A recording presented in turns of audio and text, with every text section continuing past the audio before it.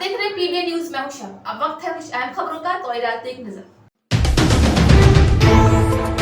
संसद का बजट सत्र आज से शुरू हो गया है, जहां राष्ट्रपति द्रौपदी मुर्मू ने पहली बार संसद के ज्वाइंट सेशन को संबोधित किया है। जहां राष्ट्रपति ने अपने घंटे 2 मिनट तक चले अभिभाषण में कहा है कि भारत में मजबूत इच्छा शक्ति वाली सरकार है।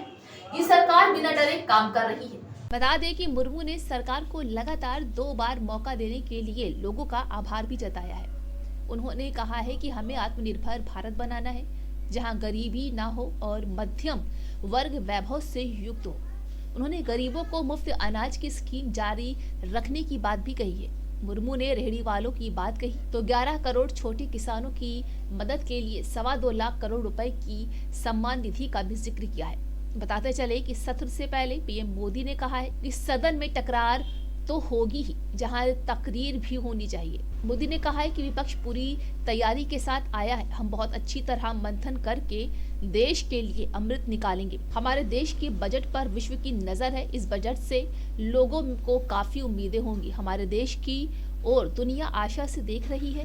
उन्होंने कहा है कि हमारा लक्ष्य देश पहले, देशवासी पहले होना चाहिए।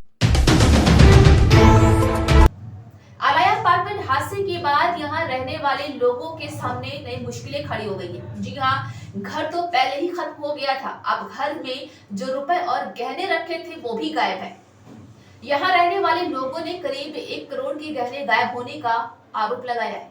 जी हां, हैरान परेशान लोग मलबे में अपनी गाड़ी कमाई खोज रहे हैं, जहां लोगों ने जिला प्रशासन, लखनऊ विकास प्राधिकरण और नगर निगम पर सवाल खड़ा किया है। लोगों का आरोप है कि पूरा मलबा हट गया है, लेकिन अभी तक किसी के भी घर का कोई भी गहना और कैश नहीं मिला है।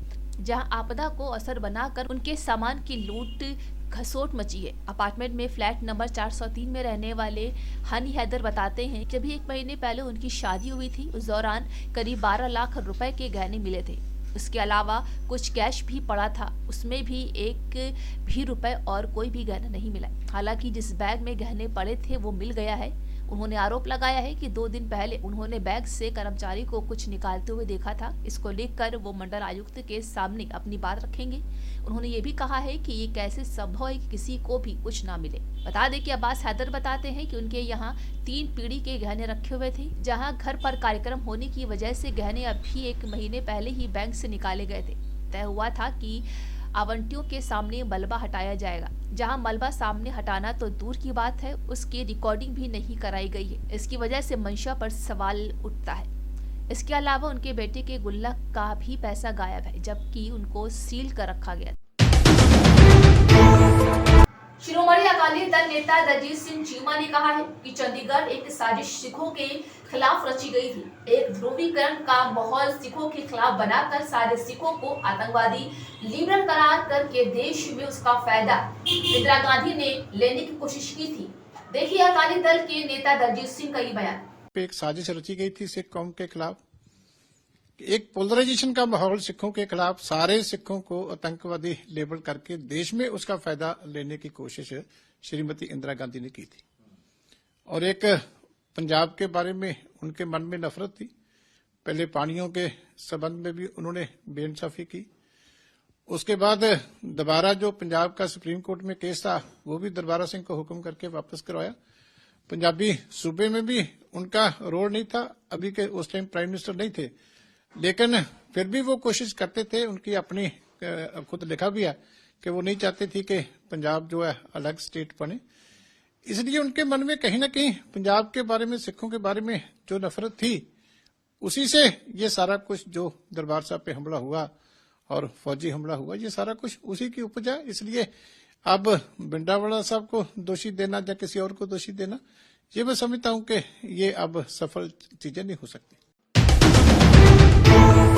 महाराष्ट्र में कल देर रात पुणे जिले के पिपरी चिंचवाड़ के कसारवाड़ी इलाके के पास के टायर गोदाम में आग लगने के बाद सुरक्षा उपाय के तौर पर मैक्स न्यूरो अस्पताल से 19 मरीजों को निकाला गया, जहां बाद में आग पर काबू भी पा लिया गया।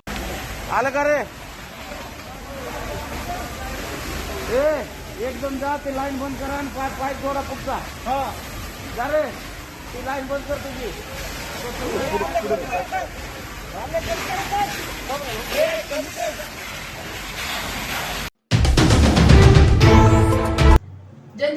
यूनाइटेड संसदीय बोर्ड के अध्यक्ष उपेंद्र कुशवाहा को लेकर एक बड़ी खबर सामने आई है, जहां बिहार के भोजपुर जिले में उपेंद्र कुशवाहा के काफिले पर कुछ लोगों ने हमला कर दिया है। जी हां, भोजपुर जिले के जगदीशपुर में उनके काफिले पर कुछ अराजक तत्वों ने अचानक हमला कर दिया।